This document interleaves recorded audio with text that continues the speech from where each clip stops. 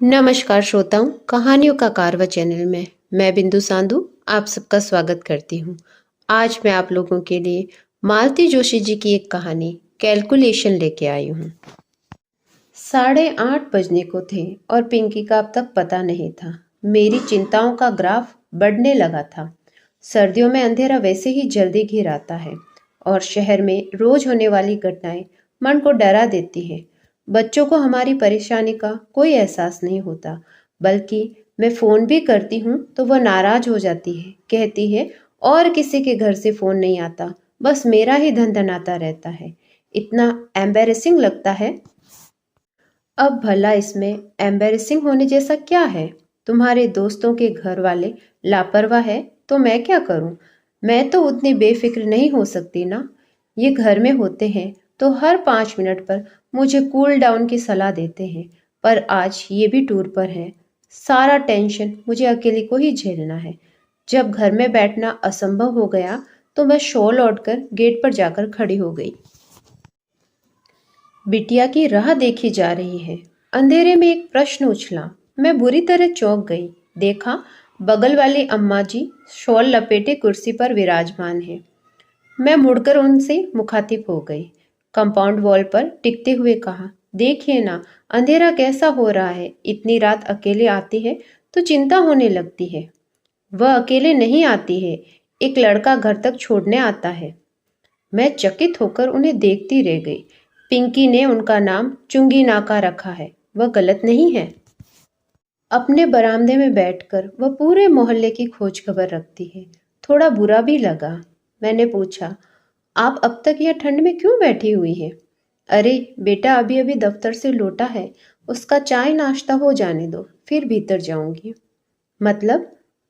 मुझे देखेगा तो पास बिठा लेगा, मेरे हालचाल पूछेगा, दफ्तर की बातें बताएगा। बहू को ये सब अच्छा नहीं लगता। कहती है शादी क्यों की, जिंदगी भर अम्मा के पल्लू से ही बंधे रहते। कहते हुए उन्होंने शॉल को और कसकर लपेट लिया। मैं चुप हो गई। हर घर की अपनी समस्या होती है, उससे खुद ही निपटना पड़ता है। बाहर वाला कुछ कर नहीं सकता।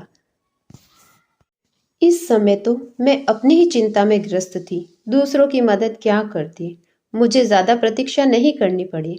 कुछ ही देर में मेरी समस्या यानी पिंकी रानी पधार गई। साथ में वह लड़का भी था।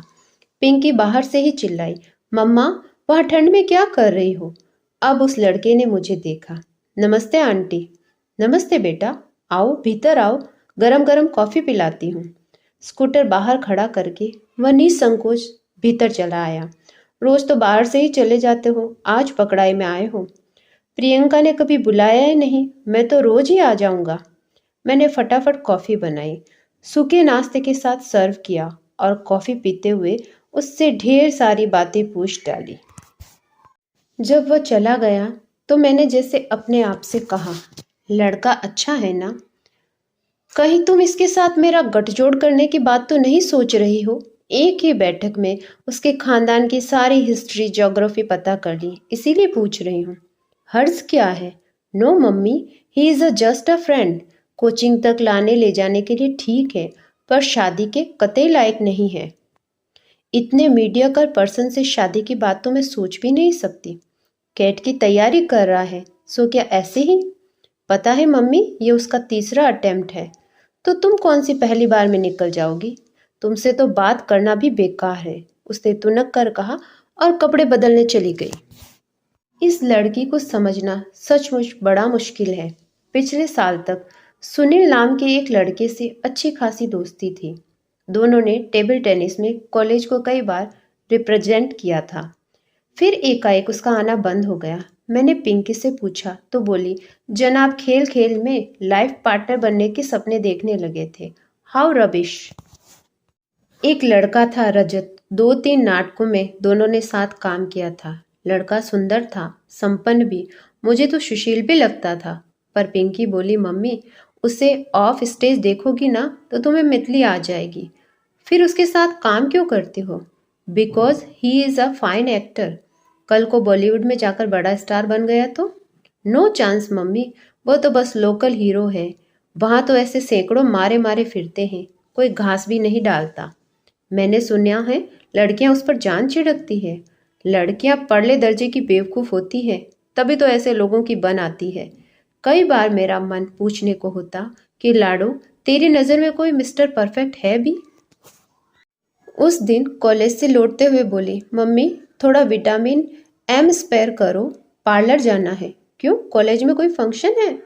फंक्शन तो है, पर कॉलेज में नहीं, बर्थडे पार्टी में जाना है। Kartik is throwing a party. Kartik इन दिनों कहाँ था? यही था, पढ़ाई में बिजी था, पीजी कर रहा था ना। एकाएक तुम्हें कैसे याद कर लिया? याद क्यों नहीं करेगा, मैंने उसे भूलने ही कब दिया था। हर साल बर्थडे पर विश करती हूँ, न्यू ईयर पर कार्ड भेजती हूँ। हाँ, पार्टी आज पहली बार दे रहा है। कार्तिक की पार्टी में वो खूब बन सवर कर गई थी। बार बार पूछ रही थी, मम्मी मैं ठीक लग रही हूँ ना? मेकअप बहुत गाढ़ी तो नहीं है? साड़ी बहुत सादी तो नहीं है? वह सचमुच बहुत प्यारी लग रही थी। बाल भी ढंग से संवारे थे, कपड़े भी ढंग से पहने थे। ऐसा नहीं है कि हमेशा की तरह कुछ भी उटपटांग पहन लिया और चल दिए। उसकी सज्जा से ही पता लग रहा था कि वह किसी को इम्प्रेस करने के लिए बेताब है। ये जानकर अच्छा भी लग रहा था, क्योंकि कार्तिक सचमुच बहुत अच्छा लड़का है। बहुत अरसे पहले वे लोग हमारे पड़ोसी होते थे। उसकी बहन कीर्ति पिंकी की क्लास में ही थी। माता पिता दोनों डॉक्टर थे, अक्सर बिजी रहते थे। कीर्ति का अधिकांश समय हमारे यहीं गुजरता था। फिर मोहल्ले बदल गए, पर एक ही क्लास में होने के कारण कीर्ति और पिंकी की दोस्ती बनी रही। हायर सेकेंडरी के बाद वह भी भाई की तरह मेडिकल में चली गई। आना जाना कम क्या, एक तरह से बंद ही हो गया। ये तो आज पता चला कि पिंकी उन लोगों के, खासकर कार्तिक के बराबर संपर्क में है। अच्छा लगा। जाते समय मैंने उसे ढेर सारी हिदायतें दी। जल्दी लौटना, ऑटो में अकेले मत आना, किसी भरोसेमंद आदमी की कार में बैठकर ही आना। उसे अच्छा तो नहीं लग रहा था, पर चुपचाप सुन रही थी।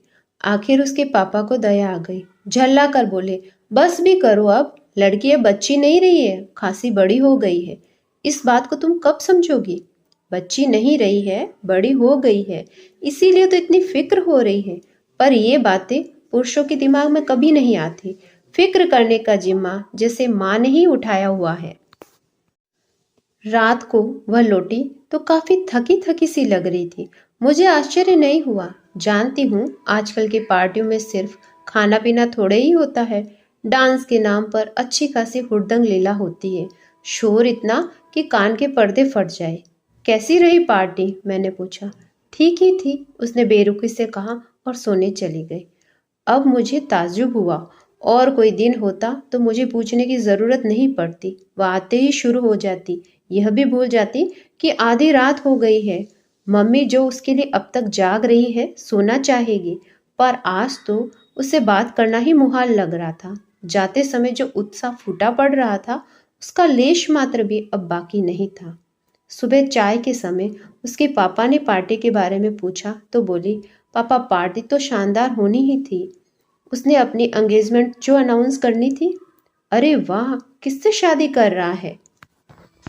अपनी बेचमेंट से। दोनों ने साथ ही में पीजी किया है। इसका मतलब घर में डॉक्टरों की एक पूरी फौज तैनात है।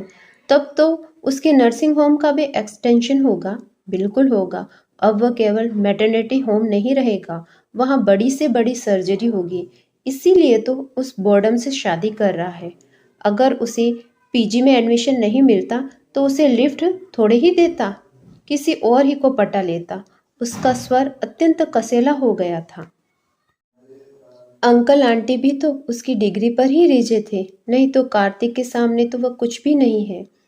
It is a business deal, all in all. और फिर उसका स्वर एकदम तरल हो आया। पापा, आजकल लोग नाप तोल कर ही प्यार करने लगे हैं ना? उसके स्वर का गीलापन मुझे भीतर तक भिगो गया। मन हुआ उसे गले लगाकर सांत्वना दूं, कहूं कि लाडो, इसमें कार्तिक का क्या दोष है? अपना नफा नुकसान देखना तो जमाने का चलन है। तुम भी तो इस इल्जाम से बरी नहीं हो सकती। वैसे भी टूट कर प्रेम करने वाली पीढ़ी अब रही ही कहाँ। वे लोग तो कब के इतिहास बन गए। मालती जोशी जी की इस प्यारी सी कहानी के कथावाचन के अंत में आप लोगों से एक विनम्र आग्रह, कृपया मेरे चैनल को सब्सक्राइब करें, लाइक करें, शेयर करें और मुझे कमेंट करें। धन्यवाद।